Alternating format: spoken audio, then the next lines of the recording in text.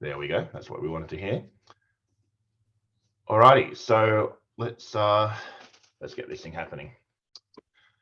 Well, good evening, everybody, and welcome to another great online tasting that we've got for you tonight. Of course, tonight we are here with Rod from Amber Lane, tasting 5 great whiskies. Hope you guys are all excited for that. I've deliberately held off and not tasted any of these things because I want to enjoy it with you guys for the first time as well. And I know that we've got a lot of great information that is going to come our way as well, I should say, as the delicious whiskies. So I'm not going to muck around with it anymore. I'm going to hand over to Rod, and he can introduce himself and tell us a bit about how he got started in this whole crazy whiskey business. So Rod, how you going? Thanks, Anton, and hello, everybody. It's great to be with you tonight. I was sort of imagining if you were in my living room, I'd probably be wanting to ask you what you know about whiskey and whether you've tried Amber Lane. I had a tasting last night at Alfie's bar in Sydney, and there was roughly half of the people in the group had tried our whiskey before, and they were keen to try some of the new expressions, and others had heard about us but not tried us. So if you've not tried Amber Lane before, I think you're in for a pleasant surprise. And for those who have tried some Amber Lane, hopefully you'll learn a bit more about the way in which we go about making our whiskey and what our goals are as a business moving forward. So why don't we rip into it and start with the very first expression, equinox. And what I thought I would do is we can taste this one together, and then I might bore you a little bit with some of the background of Amber Lane. So can I just jump in just for a sec there? Sure. Sorry, Rod. So we're starting with equinox. So just had a question, what is the order for tonight? What would be the preferred order for everyone so they can, if they want to get their bags ready and that sort of thing? So starting with equinox, what would come next? So I thought I would just work through to liquid amber as number 2. We'd then jump into Silk Road, Sleigh Bells, and finish up with Noble Lane. Perfect. Thank you for that. Sorry to interrupt. Yeah, no problem at all. So I always like to, at tastings, I like to talk a bit about the art of tasting whiskey. It's amazing how many people have been drinking whiskey for a long time who've not really thought about the process of drinking the whiskey. So I've poured my Equinox into, this is the glass that I like to use. It's a 1920s snifter, and it's really great for concentrating the aromas of the whiskey. But I just wanted to say 3 things about nosing a whiskey. The first thing is that whiskey, because of its high alcohol content, is a highly volatile liquid.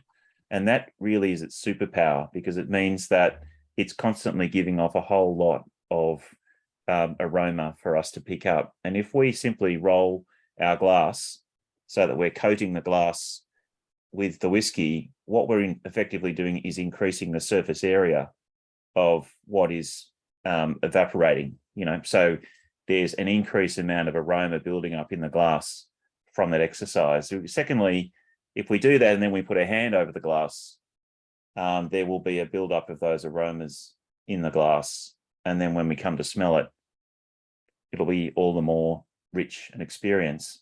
And the last thing, which is really important with drinking whiskey, is or nosing whiskey rather, is to have your mouth open a little bit when you inhale. So it'll actually engage all of your olfactory senses if you do that. It's a very different experience to if you were just to close your mouth and smell.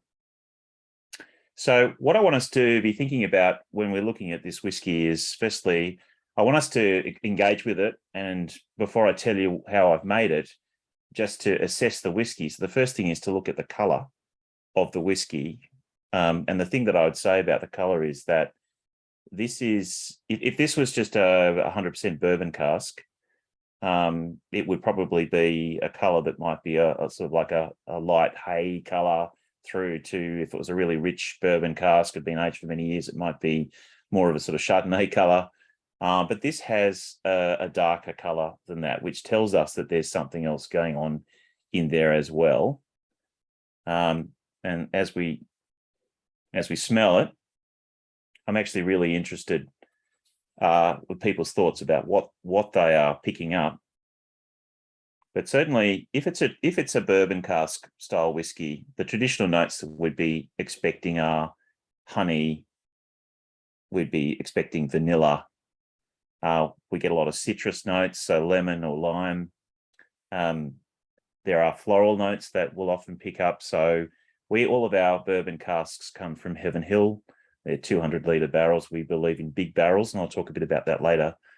But the Heaven Hill casks, often I pick up a lavender note, sometimes geranium, sometimes frangipani. So all those sort of interesting floral notes.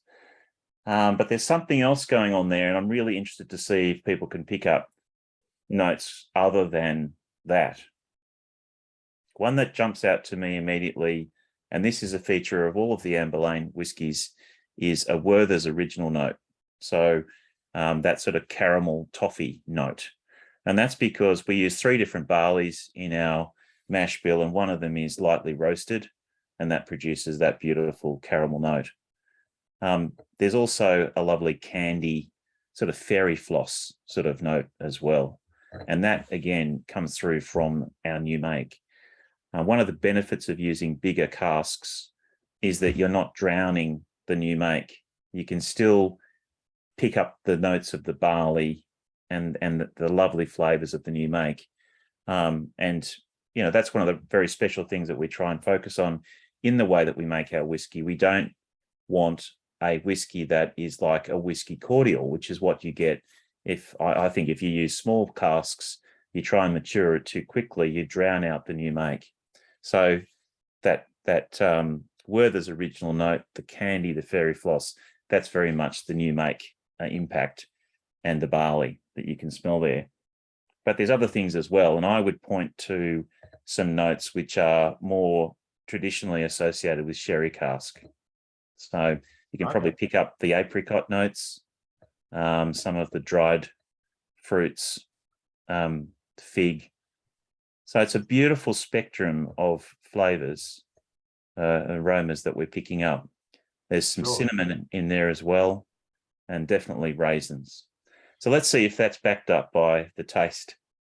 Yeah, and guys, anyone out there, if you feel like nominating what you're getting from the nose or the taste, finish, whatever it happens to be, please put it in the chat, and any questions you may have, put it in the chat, and I'll read that, respond if I can. Otherwise, I'll forward those questions on to Rod. But please get engaged in that chat and see what you think of, especially the nose at the moment. Like Rod said, there's a lot of things happening with this whiskey. So to tell you a bit more about what you're tasting, so this is equinox, and equinox is an astronomical term which refers to the 2 days in the year where the length of the day and the length of the night are equal. And if you think about the day as the sunshine color of the bourbon cask whiskey, and the night as being that sort of more brooding flavors of the sherry, they give you an idea of what we're doing here. We've brought together roughly a 50-50 balance of bourbon aged whiskey and sherry aged whiskey to create this beautiful combination. This is a release that we brought out on the vernal equinox, actually, on the 21st of March this year. So it's only been out for a bit over 3 months. And we brought it out at 46% ABV. So it's our lowest strength whiskey. And we don't want to take our whiskey any lower than that. And I'll talk a bit more about that later. But it's priced very competitively. If it was in a 500ml bottle, it would be $99. But we bottle all of our whiskey in 700ml bottles, so it's $139. Well, we think it's great value. The whiskey has an average age of 4 years, and we've really tried to create a lovely entry-level, everyday sipper, a really delicious dram. I hope you've enjoyed trying that as the entry point. So a little bit of a background on Amber Lane, just so that you know who we are. So I've been a whiskey lover for about 20 years. So I'm 53 now. So in my early 30s, I discovered whiskey through a friend. It's always the way, isn't it? You have a mate who loves his whiskey. I pour you a few drams and the lights go on. He had a collection of maybe 6 or 8 bottles of whiskey. We used to catch up every few weeks, and I started buying a bottle of whiskey each time I was going over to catch up with Tim. And very quickly, I became the expert, the one who was really enthusiastic about the whiskey. And I started going along to tastings at the Oak Barrel in Sydney, reading everything I could online. I ended up joining the Scotch Malt Whisky Society. I fell in love with single cask strength whiskey.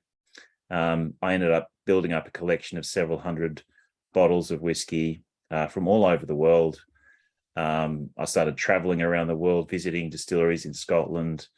I spent a lot of time in Tasmania, just learning all about the art of making whiskey and becoming very serious about it. And I was making all these detailed tasting notes. Every time I would try a whiskey, I'd be giving it a rating. I'd be working out what I thought of the nose, the taste, the finish, the balance.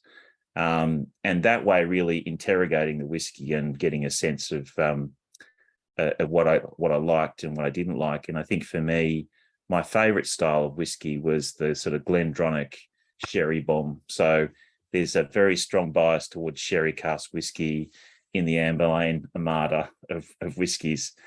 Anyway, so that no, indeed. So that was the background. At that stage, I was practicing as a lawyer for many years, and I was in the position of running a mid-sized law firm in Sydney, and I was running all these networking events for my business clients. And I found that if I built an event around a whiskey tasting, I got a really good attendance. But not only that, but people really engaged with the whiskey. And people started to say to me during these events, Rod, you know so much about whiskey and you're so passionate about it. Have you ever thought of making the whiskey? And I sort of laughed off the idea for a long time. But then destiny stepped in. One of my interests or hobbies is astronomy. And my very good friend, Phil, who is now my business partner in Amber Lane, he and I went up to Coonabarabran for a week of astronomical observations, and we happened to stumble upon Blackgate Distillery, run by Brian Hollingworth, which is a little country town called Mendura, about 70 k's from Coonabarabran. And Brian was the most lovely, unassuming fellow, and he just explained to us how he made the whiskey. And I was really struck by the simplicity of what he was doing, but also the quality of the whiskey that he was making. And for me, actually seeing someone doing it in practice, someone who had gone that extra step from being passionate about whiskey to, getting on with it and making some, that really was an inspiration to me. So we came out of the shed, and Phil, my friend, turned to me and he said, "You know as much about whiskey as Brian. I've got this big shed on my property. Why don't we make whiskey?" And it took us about 5 minutes to shake hands and decide. We had to convince our wives after that, but we were absolutely committed to it. So that was 2017. We did some research. We went to Tasmania, talked to some still makers there. We spoke with Mark Burns, who makes some fantastic stills, and we ended up ordering a 3,600 litre still from Mark, and we're very happy with it. The shape of the still is based on the stills at Springbank in Scotland, because Springbank has always been one of my favourite whiskies. And it took us about 12 months to get all the approvals in place. So we started making our whiskey in 2018. So that's the background. So we've been making the whiskey for about almost 5 years now. We decided we just wanted to make whiskey. We know that there are a lot of other people who do other things to get some income. They make their gin and their vodka and so on. But I had no interest in those products. And I, to this day, have zero interest in gin or vodka or liqueur. I just wanted to make single malt whiskey. And so it meant that we had no income until we came to market in April last year. So if you're thinking about setting up a distillery, you need to be aware that it is many years of investment. And it's not like you set up, a business and within 12 months you have positive cash flow. I'm yet to draw a single cent from this business, and I've been investing in it since 2018. So But Anyway, you are drawing some delicious sample liquid from it. That's I am indeed, and I'm very happy with how it's going. And so I actually I retired from legal practice last year, a couple of months before launching the brand, because I guess I had been doing some pretty high-profile litigation for a long time, managing a staff of 50 people, a very high-pressure job, and I just wanted to take the next step with my love of whiskey and focus on making the most excellent whiskey I could, and to have time to share that passion with other people. So that's what I've been doing since February of last year. Well, that's probably enough before we go on to the next dram. So, yeah, so the next one would be the liquid amber, yeah? Liquid amber, yeah.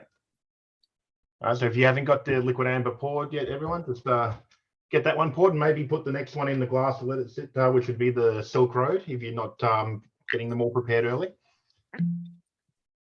All right, so we move into the topic of sherry and sherry cask whiskey. And as I said earlier, really sherry cask whiskey is my happy place. So this one, liquid amber, is bottled at 48% ABV. It was the first whiskey that we entered into a competition. So I said we launched in April last year. The first competition we went into was the Tasting Australia Spirit Awards, and this won a silver medal. So it was a very encouraging start. It's one of those ones that people love, and wherever we do tastings at the shows where we present our whiskey, there are a very high percentage of people who really love this whiskey, and I think part of it is because it so beautifully presents the sherry cask style of whiskey, but it's also bottled at a very approachable strength. So it's 48% ABV. Let's just spend some time enjoying this whiskey. You'll notice that the colour is quite a bit darker. It's not a really sort of raisin darkness. Again, part of that is a factor of using bigger barrels. I think sometimes whiskies can have too much colour and have too much impact from the cask. It's quite viscous, got pretty long legs on it. So if we think about what a traditional sherry cask style whiskey, what we would expect from that, the first thing that takes it that we depart from a bourbon style is the spices and the earthiness of it. Some of the sherry casks that we use are from Jerez in Spain. In fact, we now have about 120 barrels from Fernando de Castilla. These are, I think, some of the very best sherry casks in the world. There's only 2 distilleries in the world that are able to get barrels in bulk from Fernando de Castilla, and they are Bruichladdich and Amber Lane. The barrels are about 60 years old. I've spent time with Jan Pedersen at the Bodega, learning all about their process with how they use these barrels. And essentially, they don't let them go until they simply can't use them anymore. So Pedro Ximénez, for those that don't know, is highly viscous, very rich in sugar. By the time Pedro Ximénez is ready to be bottled, it has about 450 grams of sugar for every litre of liquid. And that high sugar content can be very corrosive on the barrel. And so the way that bodegas like Fernando de Castilla manage these casks is that they will, they start off as 600 litre barrels, and after maybe 30 or 40 years, they begin to leak, and they repair them as they can. When they can't keep them intact at a 600 litre size, they'll cut them down to 250 litre size and keep using them for a bit longer, and then try and bring in some other barrels to replace them. And these are the barrels that we are able to get and we're using. So that's the awesome. Pedro Ximénez influence is very strong here. And also we've used Australian Apera. I'll talk a bit more about Apera later, but Apera is a very different beast. I know that Apera is the Australian word now for sherry. Since 2010, we can't call it sherry. And Apera, for those that don't know, is short for aperitif. But it's a sherry, Australian form of sherry, but the way that it's made is a bit different from how it's made in Spain. One of the biggest differences is that Australian winemakers will use French oak, whereas the Spanish producers will use American oak. And the Australian producers will firstly use that French oak cask because it will cost them about $2,500 to get that barrel. They'll firstly put white wine in it. They'll then put in red wine, and then they'll start using that barrel for fortified, including sherry. And so what you're picking up in an Apera cask is the influence of French oak, white wine, red wine, and the Apera. And so it's this beautiful mix of flavors. And I guess the way that I describe Apera casks from my perspective as the cellar master is that you get some fantastic Apera casks and you get some terrible ones. And it's because of that very complicated provenance of each of these barrels and whether the various stages of use of it have contributed to a really nice, well-rounded flavor profile, or sometimes they can be a bit iffy. So we've been very lucky. We've had some absolutely fantastic Apera casks. They've all come from McWilliams. One of them, just to boast for a moment, I don't have a close at hand, but at the San Francisco World Spirits Awards this year, we won a double gold for one of our Apera casks. It's not part of this tasting, but maybe it could be something, Anton, that's made available to people. Absolutely, we can do that through your web store. But it's one of those single casks that is just exceptional.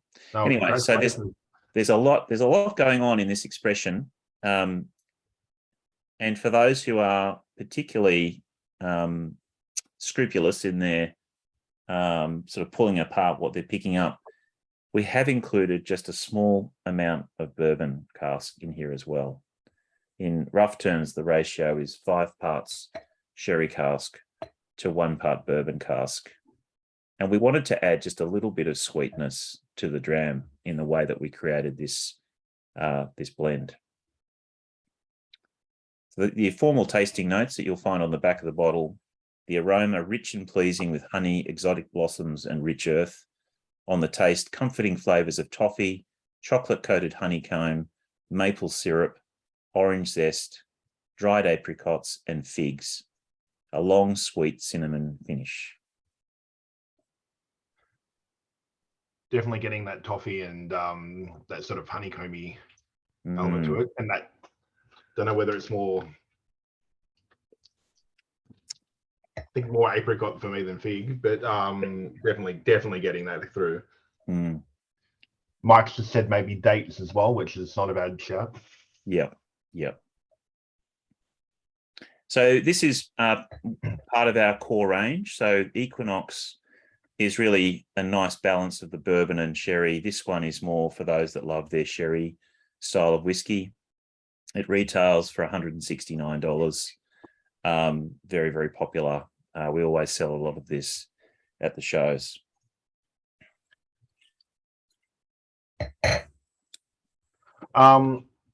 Mike just asked that he's actually said he's loving the whiskies. How many casks are in the battings roughly? Very good question. So we made 1,000 litres for this blend. So that would be about 1,400 bottles. So we would have used maybe 6 barrels, 5 to 6 barrels to create this blend. So this notion of blending or vatting is an important one to talk about briefly. Obviously there are whiskies out there that we know of, the Johnny Walker style whiskies, which we refer to as blends. And when we use that term, what we mean is that the whiskey has been sourced from a number of different distilleries and brought together. And often it includes components which are not the best quality. when I talk about blending, I'm just talking about bringing together into a vat different barrels and creating a flavor profile from there.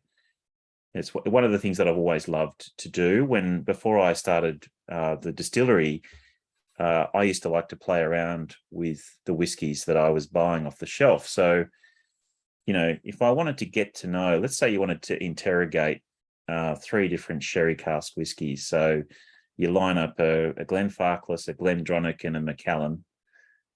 Firstly, it's great to do a blind tasting. So you get someone to pour them for you. You don't know which is which, and you just assess that whiskey on its merits. But then one of the fun things to do is if there's something about one of them that you're not a great fan of, you might think, let's say it's a Glenfarclas 105. If you're like me, your opinion is it's really deteriorated in recent years. You might think, well, why don't I throw in a little bit of Glendronach into that 105 and see what that produces? And over time, you begin to recognize some of the nuances between the different styles, and there are different flaws that you can pick up, and there are different things that you want to emphasize in that blend. So I was doing that before I started making the whiskey with Amber Lane. It's a really fun thing to do. So my job as cellar master, each time I'm at the distillery, it's quite a long distance from where I live now because I've repartnered and I live in a different part of New South Wales. I'll take 30 or 40 samples from different barrels. I'll take it home with me. And then my burden in this role is to systematically go through and nose and taste all of those samples. And part of that is not just tasting and sampling them, it's also playing around with them, mixing them together, seeing what sort of creations I can come up with. It's a lot of fun. That sounds like shocking homework. Generally, I do it on a Friday. Your best tasting is done in the morning. That's when your palate is at its best. So I do the tasting on a Friday morning, and then I take the dog for a long walk. That's the only way to get through. All right. So just to talk a bit more about the distillery. So we're situated on the central coast of New South Wales. So that's about an hour and a quarter north of Sydney. The conditions are quite unusual for an Australian distillery. So the first thing is we have a hill just to the west of the shed, so that the shed is in shadow by about 3 o'clock in the afternoon. And the second thing is that we have a creek running through the property. So the distillery is on my friend's property. It's a rural property in the Yarramalong Valley. So the presence of the creek means that there is, it's quite a humid environment, and we're protected from the worst of the western sun. And so what that means is that we have very humid conditions. And whereas most Australian distilleries, they find that the alcohol level in the barrel increases over time, the ABV of our barrels actually drops over time. And it means that the maturation is a lot more like a Scottish distillery.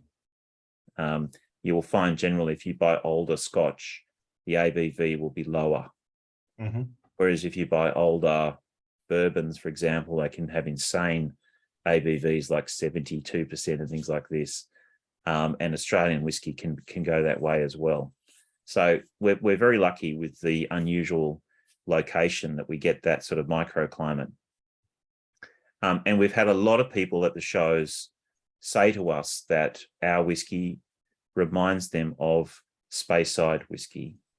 And I think part of it is we use the big barrels, so we don't drown the new make in the cask. We allow the new make to speak. And we have these unusual conditions, which mean that it actually matures like a Scotch. Sure. Yeah.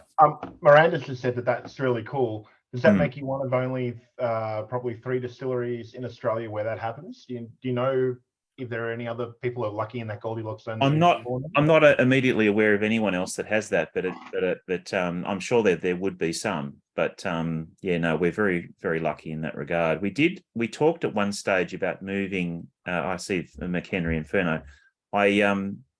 At one stage we were talking about moving our warehouse to a coastal location further south, but we've abandoned that idea, partly because we have decided the conditions are perfect, but secondly, we've found some other ways to really slow down the maturation process. And again, I'll talk about that a little bit later when I talk about the cognac tradition and how that is influencing what we're doing.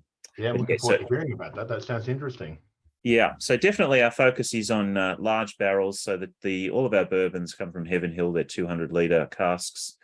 Our sherry casks, the original ones were McWilliams 300-litre, and now our standard ones are PX and Oloroso casks, 250-litre from Fernando de Castilla in Jerez in Spain. Very okay, good. Now why don't we move on to Silk Road, because there's a lot of backstory to this, and will take me a little bit of time to sort of share the full excitement that we feel about this expression. This one sold out in 6 weeks, this bottling, which was the quickest for us for a new release, and literally that's all I've got left. So I'll do the bottle kill tonight. Man down. But I should say we do have, so we've just released our second release of Silk Road. So, and I think there are 3 bottles in the web store, aren't there, Anton, of number 2? That is correct. Yeah. So there basically, guys, everything that we do have in front of us tonight that we're tasting is available. Limited on a couple of these, obviously. And at the end, I will, like always, give out a code, so there'll be a 10% discount for all you guys who are participating tonight. And don't forget that at the end of this, should have mentioned at the start, one of you guys participating tonight will actually win a bottle of Amber Lane as well. So stick around till the end, and we'll do all that fun stuff at the conclusion. But tell us a bit more about the Silk Road. Okay. Well, first of all, I don't know if you've poured it, but the legs on this are insane. The color of it, you'll notice, it almost has a bit of a pinkish hue to it. It's but the nose is very different, and I'm really, before I sort of share all of the secrets around it, I'm really interested for people to try and work out what they think might be going on in this whiskey. This whiskey won gold medal at San Francisco World Spirits Awards this year. It was a silver medalist at the World Whiskey Awards 2023, and it was a finalist for the Australian Spirit of the Year at the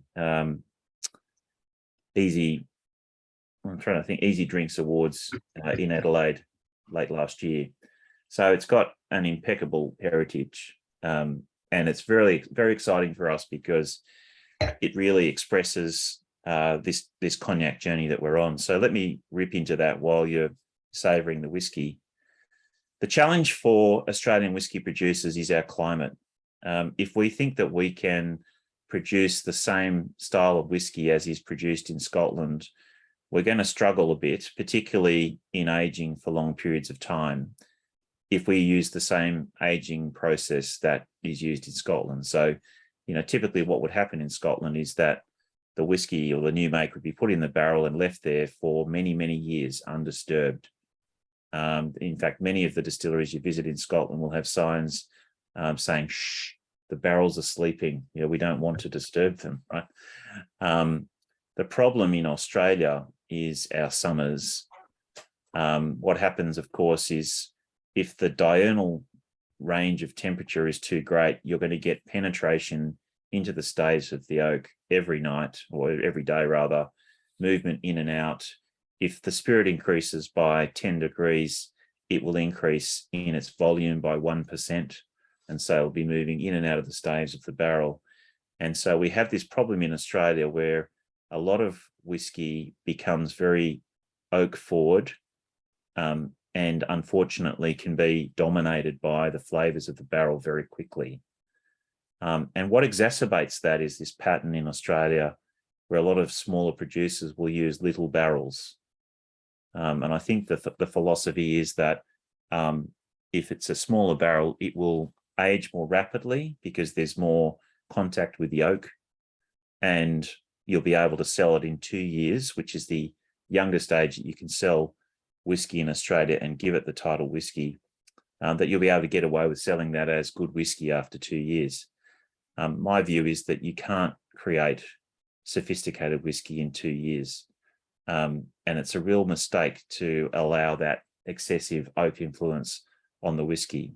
So we can't fight our temperature. So what can we do? So I looked around at the other maturation traditions around the world, and what struck me particularly was that the climate in the southwest of France is very similar to New South Wales. Indeed, the last time I went to Cognac, when I left Australia, it was 19 degrees and cloudy, and I arrived in the village of Cognac, and it was 19 degrees and cloudy. It was like I had just gone next door. And so you look, okay, so you think, okay, what's happening in the Cognac? Well, they have similar conditions. It does get a little bit colder in winter, I will grant you, and possibly not as hot as in summer as Australia, but it's much, much more similar. And so what do they do? Because to my astonishment, I discovered that the Cognac that is made from the central region of the Cognac area, the Grand Champagne area, they can age their Cognac for up to 60 years in barrels. Now, similar climate to New South Wales, 60 years. How does that compute? It's difficult to imagine a mainland Australian whiskey distillery producing a 60-year-old whiskey and it still being palatable and not completely ruined by the oak. So how do they do it? And I'll talk a bit about this tonight and explain what we're doing at Amber Lane. But the first thing to say is that they curate spirit. They don't curate barrels. So we fill a barrel. When I say we, I mean Australian distillers. We fill a barrel and then we leave it. And then when we think it's ready, we bottle it. In Cognac, they move that spirit around from barrel to barrel, creating layers of flavour over time. And roughly 20% of the eau de vie is put into virgin oak to give it an initial burst. So you get all of the lovely rich oils and spices from the virgin oak, but they don't leave it in for too long. It might only be for a month or two. They'll then move it into a slightly older barrel, maybe for a year, and then into another barrel for maybe 2 years. They will vat numbers of barrels together and then put them back into the barrels. So in lots of different ways, they are creating layers of flavor over time. And what they're recognizing is that the older the barrel, the slower the maturation is. So barrels have pores, and the older the barrel gets, the pores get blocked. And so if you put liquid into a virgin oak cask, it will age rapidly. There'll be more oxygen movement within the cask. Whereas if you put it into a very old barrel, the maturation cycle will be very slow. Mm-hmm. And so they will never get rid of barrels. At the Jean Filiu cognac producer, they had barrels that were over 200 years old. And so they, in order to maintain the integrity of those barrels, they never move them. If you go to an Australian distillery, you constantly see forklifts moving barrels around everywhere. But of course, every time you move a barrel, you are putting stress on the barrel and changing it. It's dynamic. In cognac, they use pumps and they move the liquid from barrel to barrel, and the barrel is chocked into a spot and it stays there forever. Okay, very now, different. Very different. The other thing they do is they use the bigger barrels. So for most of the producers, it's 400 litres up to 600 litre casks, and they top up their barrels. So they recognise that the more oxygen you have within your barrel, the more rapid the maturation process will be. So if they are keeping their barrels in vintage arrangements, they will have a sacrificial barrel, and they will check the other casks maybe every 6 months and top them up from the sacrificial barrel so that there's never more than maybe 3 to 5 litres of gap at the top of the barrel. So using the bigger cask where there's less oak contact, keeping the barrel topped up so that there's less oxygen moving around in the cask, keeping old casks that are inert. These are a whole lot of techniques that enable them to mature their cognac for many, many, many years. So this got me thinking, well, maybe we can do this at Amber Lane. And so we have a very active program of trying to identify potential single cask releases. So if something is an exceptional barrel, and generally about 1 in 12, I would say, yeah, that's a keeper. We're not going to muck with that. We'll let that mature for its full term. But for the rest, we are actively following the cognac maturation tradition now. So this one, it's a long preamble and there's more to say about it, but let's tuck into Silk Road. This one started in a virgin American oak cask, but just for, well, in this case, for about 12 months. And then we moved it into second fill bourbon. So we moved it straight to a relatively inert barrel. Because it's had virgin American oak influence, it is really quite reminiscent in some ways of a bourbon, because of course bourbon is aged in virgin American oak. But applying the tradition from cognac, we discovered that what was really undrinkable at 12 months, and this was really completely overly oaked and spicy, and it was really quite a horrendous thing to try. It transformed over the next 3 or so years, sitting in a second fill bourbon cask, and became a thing of beauty. No, so great. You get the benefit of the oils and spices of the virgin American oak, and then you just leave it to sleep for a few years, and that's the Silk Road. Well, excuse me. While people are trying that, there's just been a couple of questions dropped in that I'll just get to. So Jared asks, do you char all your sherry barrels? Just going back a little bit, but nevertheless. Yes, all of the sherry casks that we've used to date, we've charred. Yep. Okay. Yep. And I think how many bottles did you bottle was referring to that first Silk Road that sold out? It was 250 bottles. Yep, cool. And the last one is from Paul, who says, do you still use Six Strings Brewery at all? That's an excellent question. Yes, we do.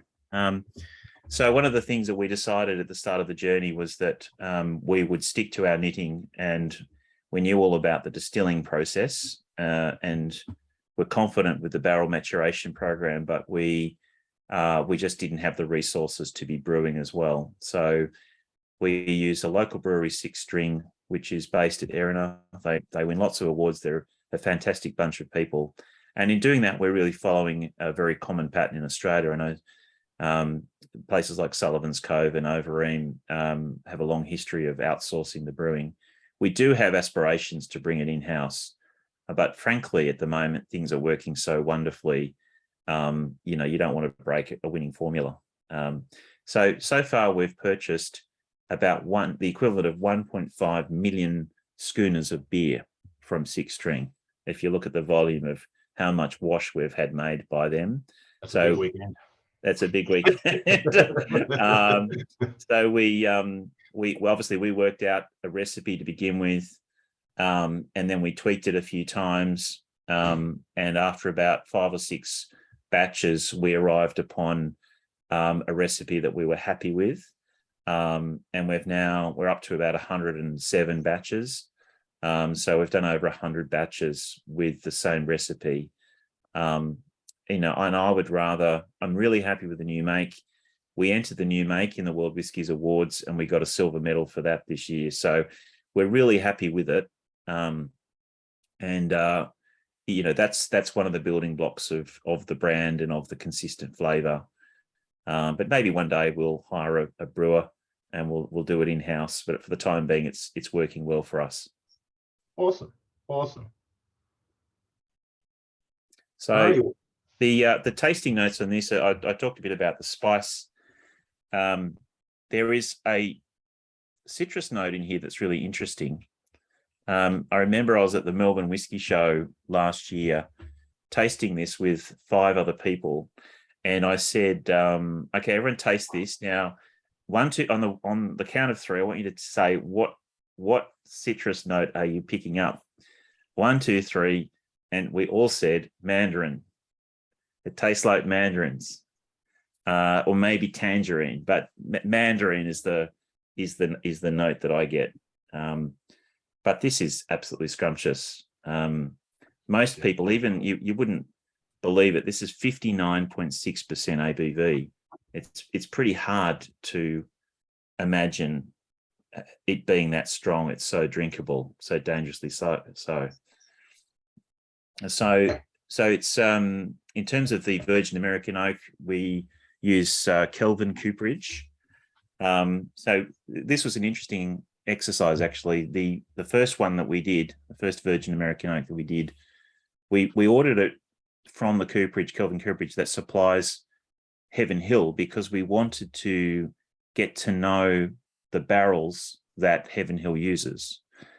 And that first barrel, it weighed 40 kilos, whereas the Heaven Hill casks that we use on average weigh between 50 and 55 kilos. And so that means that into each of those Heaven Hill casks that we're putting our Amberlane spirit, we're getting the benefit of between 10 and 15 kilograms of bourbon. It's a lot, isn't it?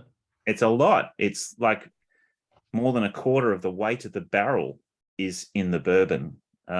When you get to second fill the cask, this is really interesting. It's a few kilos heavier again. If you think about how much of the bourbon flavor has soaked into the spirit, what you realize is that there's a whole lot of Amberlane spirit in the barrel now. They've sort of done a hot shoe shuffle. And we talk about the angel's share, the loss of spirit to the air, but we also talk about the devil's share, which is the spirit that's been lost to the barrel. And if you refill the same barrel, you're drawing upon the devil's share. So it's a nice form of recycling of your own whiskey. We really like second fill barrels. We think they perform brilliantly. You've still got a little bit of the bourbon influence, maybe 40% of the first, but it's nice to draw upon the Amberlane as well. So anyway, so it's Kelvin cooperage, but there are different qualities of virgin oak that you can get. So there's 2 different ways in which they are dried. One is kiln dried and one is air dried. So air dried is literally they're placed outside in the natural environment, and that's considered to be a much better way to prepare the oak. And you can buy them 2 years dried or 3 years dried. And we've gone for the highest quality. So it's 3 years air dried from Kelvin cooperage.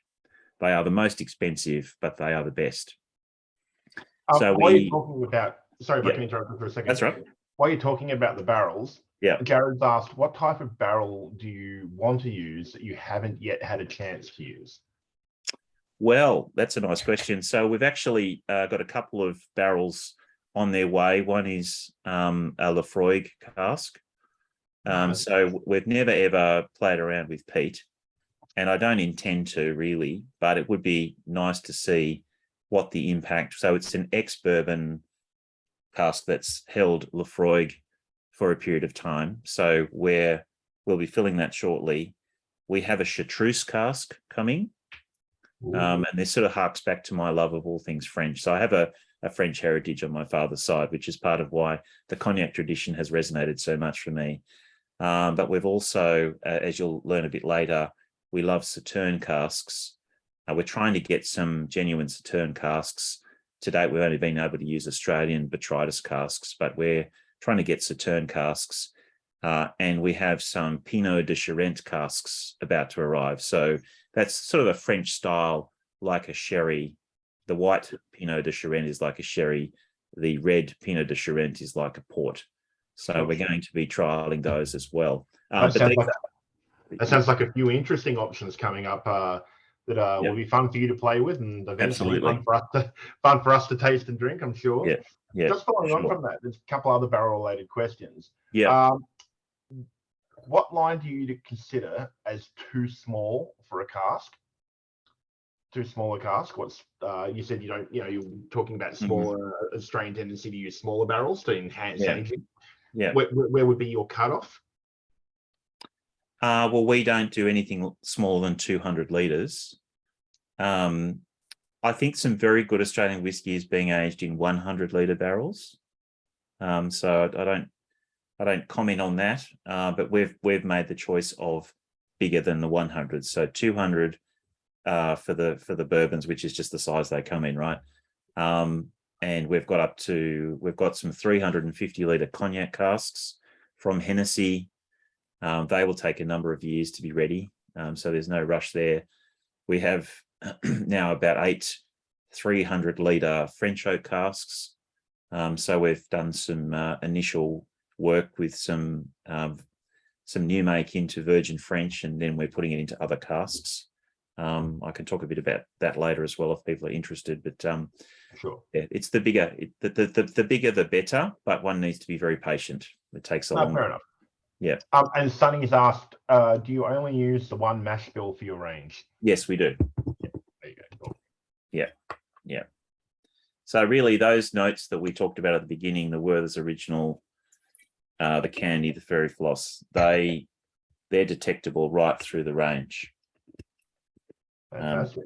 Yeah. So, are we moving on to sleigh bells? Well, yeah. Let's get on to sleigh bells. So this is our the one that's, I suppose, done the best for us internationally.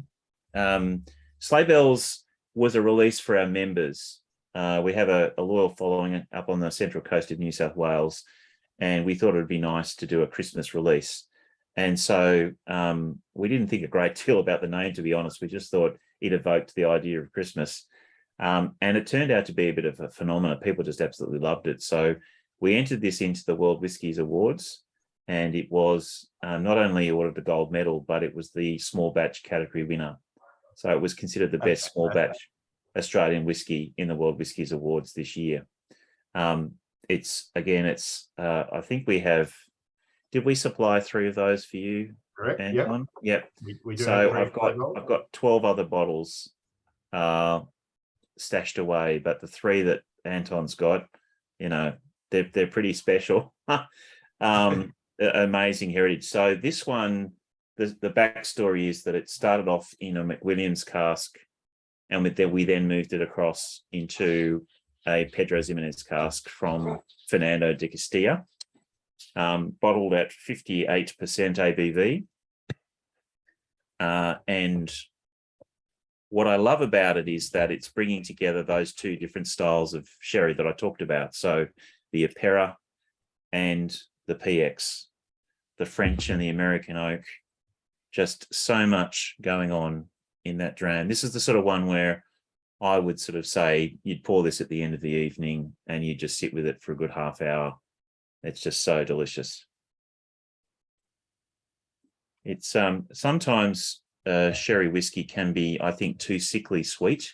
And one thing that I'd say about this style is that there's a little bit of a more of a savory, almost umami note going on with this that I really like. Part of what makes a whiskey exceptional is the balance.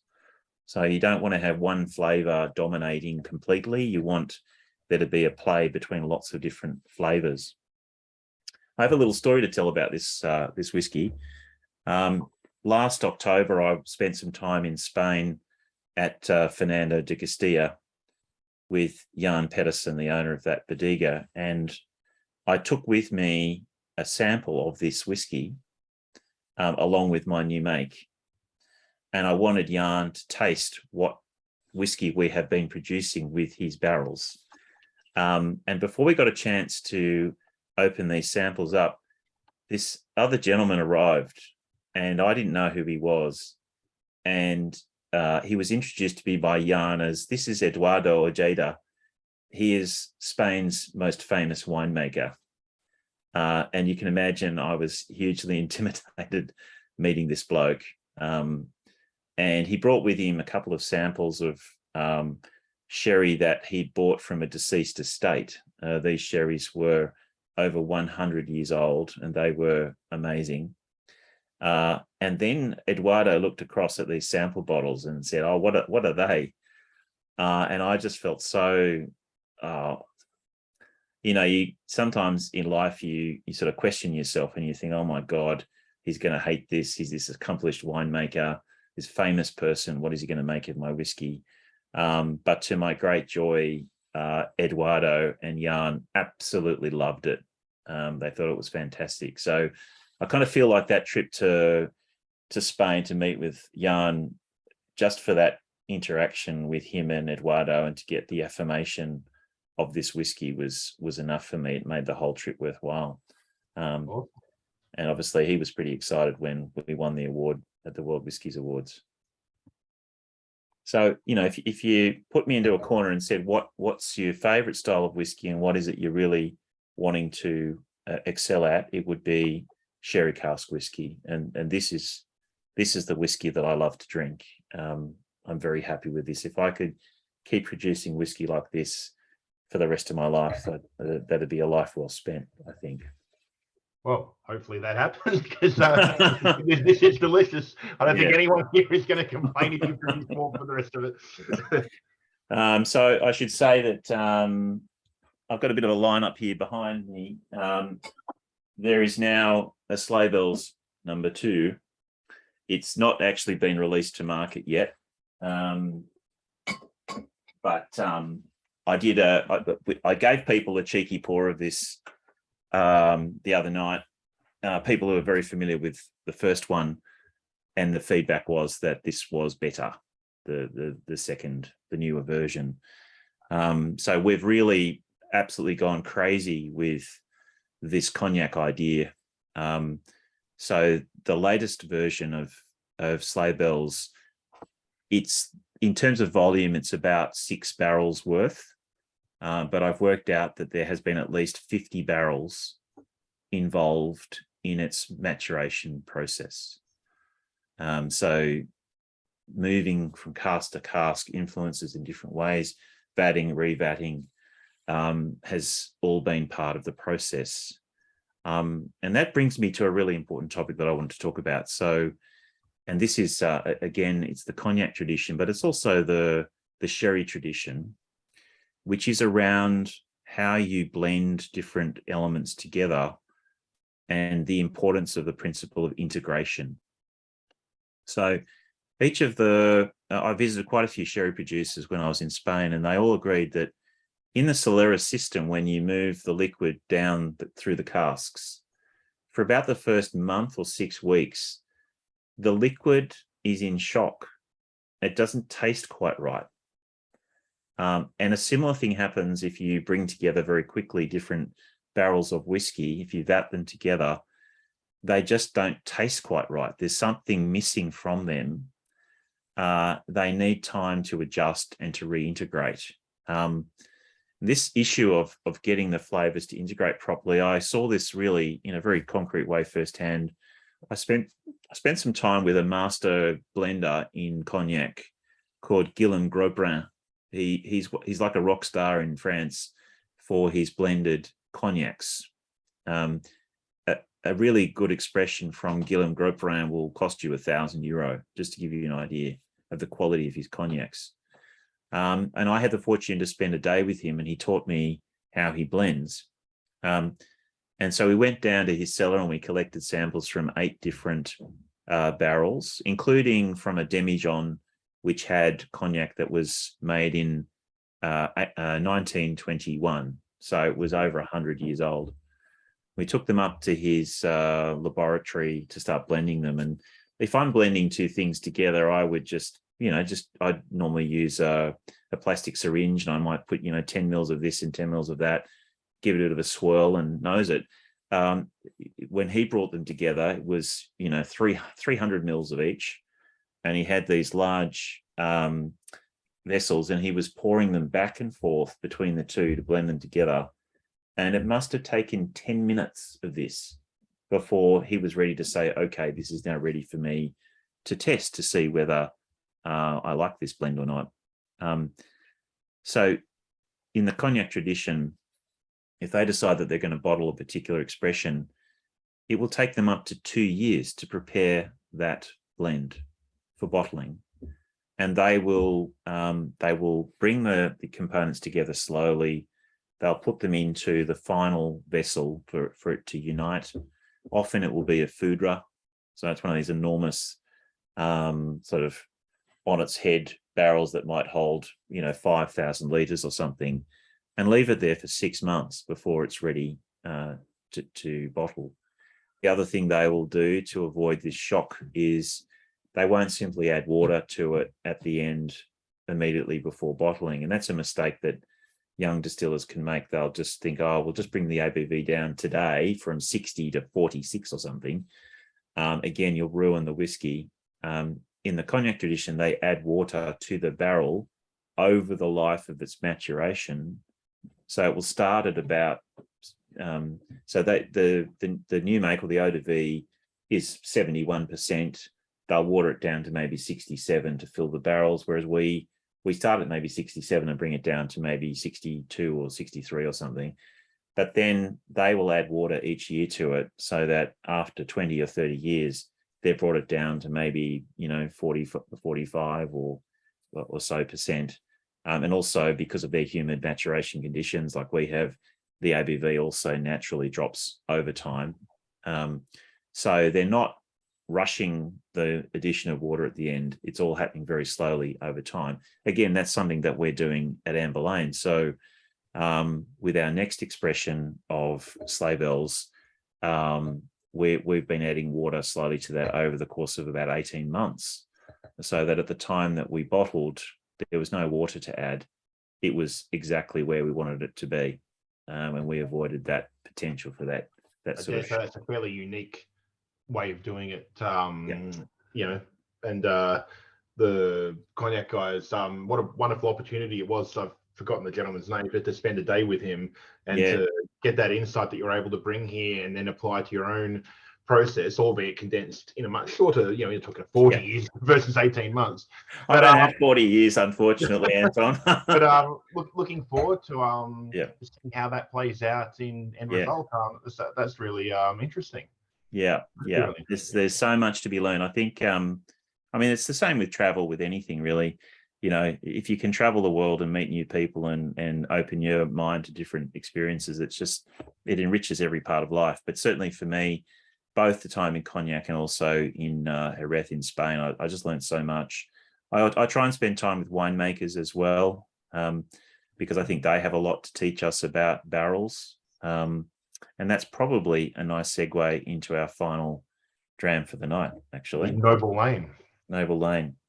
Now, I have a little confession to make, and that is that we have none left.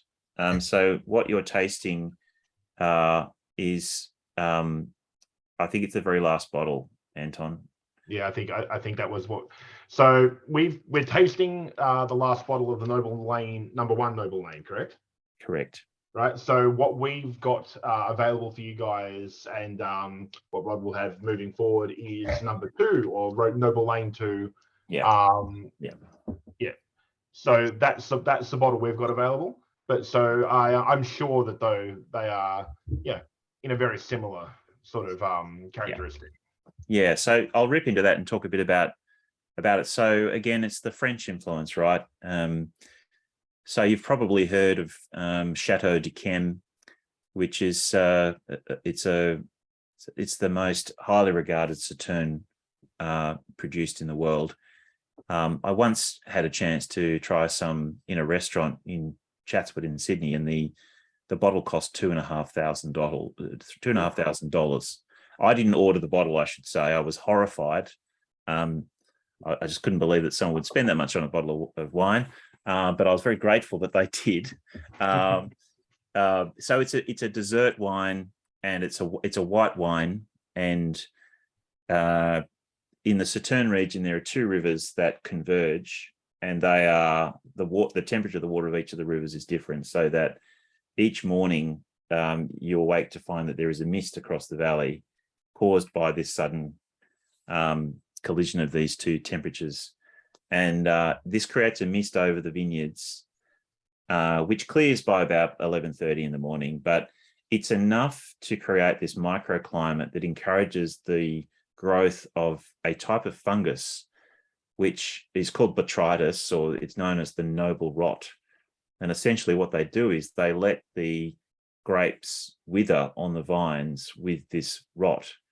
And they will go through and pick the grapes by hand individually or in small bunches when it's ready. And so at Chateau de Ken, they go through the fields 8 times, I think it is. So the harvest extends over 6 or 8 weeks. It's quite extraordinary. And it just produces the most exquisitely sweet, juicy juice. And then the wine that's made from those is this beautiful golden color. So I said the other day at another tasting, I made this admission. I think my first child was conceived with the assistance of some Sauterne. It's a beautiful wine to drink on a summer afternoon with some, cheese after lunch. It's a gorgeous style. In Australia, you've probably heard of Noble One, a product made by De Bortoli, which is the Botrytis Semillon. So it's that style of wine. So what we've done with Noble Lane is we have started off our whiskey in bourbon for 3 years, and then we've finished it in Botrytis. This one won a gold medal at the World Whiskies Awards this year. It's a bit of a divisive flavour profile in that some people absolutely adore it. The first tasting I did with Noble Lane number 1, one bloke barreled up to me straight after and ordered a case of it. It's very unusual for an individual to buy a case of whiskey, of the same whiskey, but he was so enthusiastic. So there are some people who absolutely adore this and some people who just find it too sweet. So I'm not sure what camp you fall into, but I absolutely adore it. I often describe it to people. It's like drinking a vanilla cake. If you like vanilla, it's just got loads and loads and loads of vanilla, and lots of other yummy dessert flavors. It's a bit like walking into a patisserie in Paris. There's just so much glorious sweetness going on, and a lovely soft sweet finish as well that sort of lingers with you. No, that's delicious. I can understand old mate wanting a case, so we'll give you the pass on that. Yeah. So we're working on a so with the future batches and with this batch too that is not yet generally available, but we've made it available to you guys as part of the tasting tonight. This one's a bit more complex than the first. In that we've started to include the use of some of the virgin French oak in how we produce it, and I think it's just elevated it to another level, and it's something that we're very excited about. We're hoping to get a shipping container of French casks of various types, and we're very motivated to get some proper Sauterne casks and not use Australian Botrytis if we can avoid it, not for any reason other than we're really trying to build on our connections with France. Awesome. Yeah. So hopefully as we've worked through the different expressions tonight, you will recognize there are a number of different styles that we've been experimenting with, and I suppose the process for us is landing on a few expressions which have resonated with people in the community, where we're able to showcase different aspects to the whiskey. The job, being a whiskey maker, you have so many levers to pull to create flavor in whiskey. And I think a lot of Australian producers have tended to focus on the well-known fortifieds from Australia.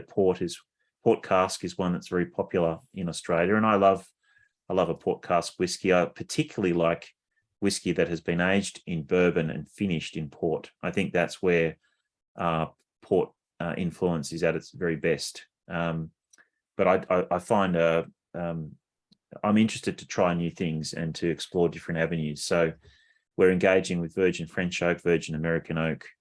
We're loving our sherry casks. I mentioned playing around with a few other interesting things like chartreuse and Pinot de Charente.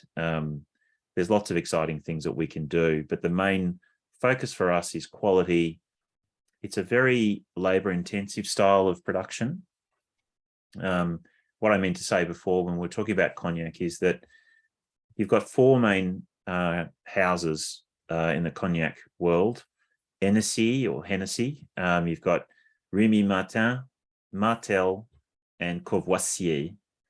And most of the cognac that you buy under those names has actually been made by small producers. So Hennessy might have maybe 200 growers and producers of cognac, and they make it under contract. So they're told where to do the cuts and what barrels to age it in, and it's very much a sort of almost a feudal system in a way. And some of these small producers are getting to a point where they're thinking, well, I can start selling my own cognac. Why do I need to be selling it through these big houses? And I've got one of them here. Actually, I'll grab it.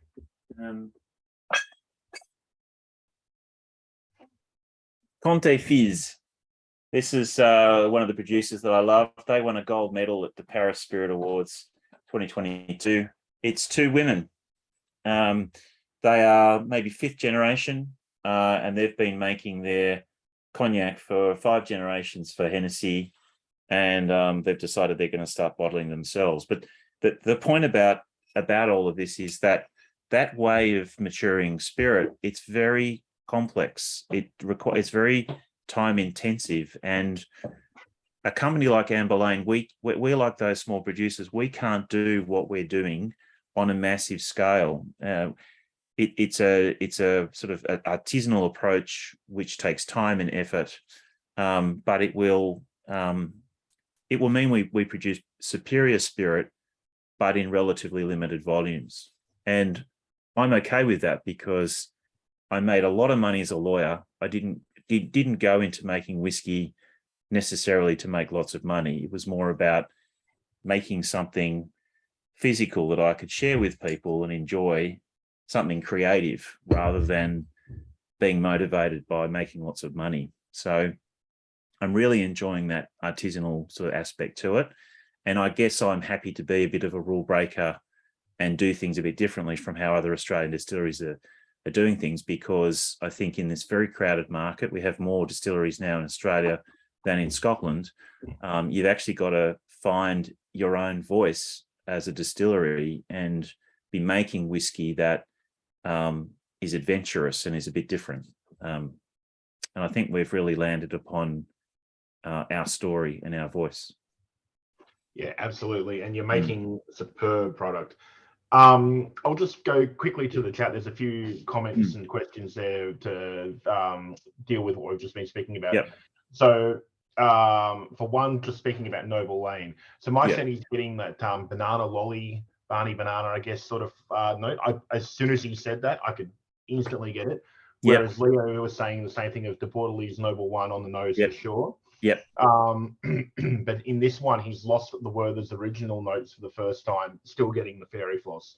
Right. And then Paul has asked, any thoughts on a rum cask, maybe a Martinique or an agricole style? Yeah, look, I'd be open to that down the track. I must make one confession, and that is that I always end up with a headache after drinking too much rum. I don't know what it is. I know that the level of esters and congeners in rum is higher than traditionally in malt whiskey. So, in the past, I've absolutely nerded out on Foursquare, it was always my favorite rum. And I remember attending a tasting with the owner of that famed rum distillery at the Oak Barrel some years ago.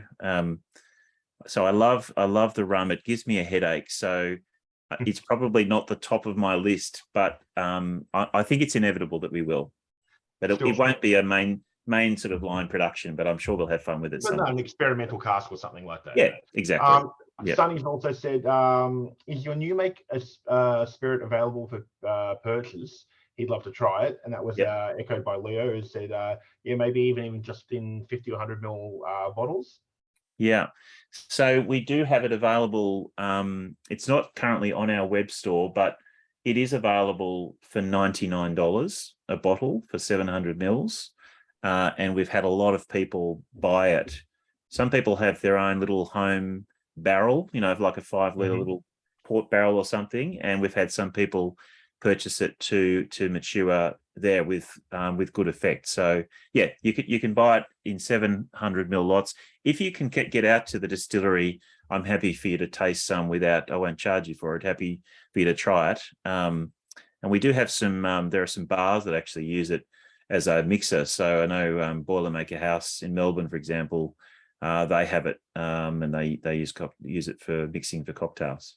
Sure. So if they'd like to purchase one of those 700 bottles, just contact you at the distillery. Yeah. Yeah. Well, look, Anton, I'm happy to make some available to you as well if you wanted to stock them online. But, absolutely, it can't hurt. And yeah, if you're in Central Coast or Sydney or in within striking distance, drop into the distillery, make an appointment, make it for tours, that sort of thing. Well, so essentially because it's on a private property, my business partner Phil's property, we don't just have a cellar door operating all the time. We have open days once a month. We've got one actually this Saturday. But Channel 9 is coming to interview us and to film, so it's going to be a busy afternoon. So we've got one this weekend on the 15th of July and then the 12th of August. But outside of that, if you shoot me an email, and you'll find my email on our website, amberlanedistillery.com, we can arrange a private tour for you. Normally, we'd prefer it to be a group of at least 5 or 6 people. Sure. And yeah, we'll do a private tour, no problem at all. Awesome. And a couple of other so Sonny's just saying he's in Coffs Harbour, might have to make a trip down. I think that's a good plan, Sonny. And Garrett's saying, we know you said that you are only interested in really making whiskey, you're not looking at gin and vodka and all those short-term things. He's saying, have you ever considered making a brandy under the Amber Lane? It's so interesting, but obviously because of the interest in cognac, yes. And there is a winemaker in the Hunter Valley that we're in conversation with about that. Actually, if we do it, the first one will be with some grapes that were affected by smoke. So they can't use it in their wine in their usual way. And there's another batch they have. I think he said there was some Chardonnay that it just wasn't quite right. So there's about 6,000 litres of wine that we're looking at distilling for them into a brandy. And yes, I'm definitely interested in that. I guess I worry about, I don't want there to be confusion in flavours when we then do the next normal run. So we'd have to clean the still very fastidiously. And I'm also aware that the methanol, containing the methanol, is more of an issue with distilling wine as opposed to malted barley. It's a different. There's some things to be very cautious about. So I'm not going to rush into it, but I am very interested to do it, and it's definitely on the table. Yeah, I think from what you've spoken about with all that stuff with cognac, I think it's probably a logical thing to have an experiment with. But yeah, in due time. Yeah. Excuse me. Excuse me again. That I think, and I am sure that everyone here tonight and everyone watching this somewhere in the future on the recording will agree that they have been 5 very different but all equally pleasing whiskies. I'm glad that I waited and did this with you, because that was a lot of really good information. And I still don't know what my favorite is. Is anyone out there got a favorite standout for the night, whether you've had it before or whether you're just exploring for the first time tonight? I'm trying to read. That's a clap of the hands. I thought it was a symbol for something else. But yeah, so if there's something that you particularly liked, or if you've got any other questions that we haven't organically addressed, let us know now. and sleigh bells 100%. Yeah, I think I have a sneaking suspicion that that might be a few. Yeah, sleigh bells. Love your. So yeah, Paul saying thanks for love your approach in philosophy and what you're doing. Yeah, so positives all around, and I think Right. yeah, unless there's a late influx from other things, I think sleigh bells is the crowd favorite for the night, which is always a good thing. Yeah. Pretty close between sleigh bells and Silk Road. Mm. So, guys, what I'm going to do is I'm going to put it in the chat, but there will be an email with the recording link for this, and I'll also put it in that. I'm going to put in a code, very easy one. It's AmberLane10, not hard to remember. And that'll run through till Sunday night, and that'll give you 10% off anything from the 5 bottles that we've had today. So if you want to grab one for 10% off, that's not a problem at all. But what we do need to do is draw a lucky winner who's going to win a bottle we're not really sure which one when it's going to be yet. We haven't actually decided that, so you might be surprised with what one you get. But what I'm going to do is I'm going to discount Rod and myself and take the remaining 12 people in here, and I'm going to use a random number generator, and then I'm going to pick.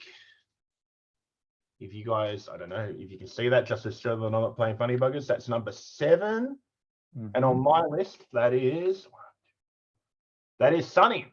So Sunny, there's a bottle of coming up to Coffs Harbour for you tomorrow. I'll email everybody and I'll email you and let you know what you're getting and yeah, tracking and all that sort of good stuff. But congratulations and excuse me, everybody.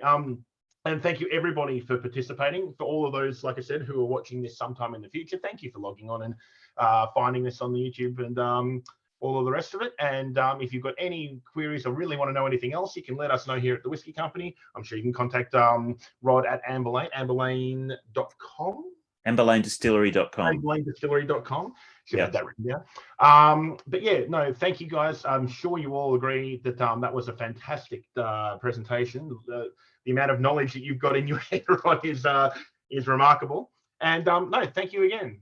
Very, very, very, very good thing. And all the people here is saying thanks. It's always informative, great stuff, excellent. So with that, if there's anything else you'd like to say, Rod, before we wrap it up. Oh, look, it's just always great to speak to people who are tasting the whiskey, engaging with the whiskey, and to get the feedback. And it's interesting seeing the comments that people are, some people are saying they love the Noble Lane, some people love the sleigh bells. There's different palates out there. Everyone has their own preferences, and there's no right or wrong answer into what is, the best whiskey or whatever. It's really what you enjoy. It's the whiskey journey. Like it's a wonderful journey. There's so much to explore, and keep trying new whiskeys. Keep exploring with different styles of whiskey, and there's always something new to explore and to discover. And I hope that as those new things and those experimental things that you were talking about, and not experimental so much, but those new casks that come filtering through over the next however long, we'll definitely like to support that and have anything we can get our hands on from you to get on that on the page and get out to people and let everybody experience the Amberlane whiskies, and that would be a great thing for everybody, I think. Great. But I'll take that note to say again, a thank you to everybody. Thank you, Rod, for your giving up your time. And I hope you've all enjoyed it. And I will see you at another one in the future. Thank you, everybody. Good night.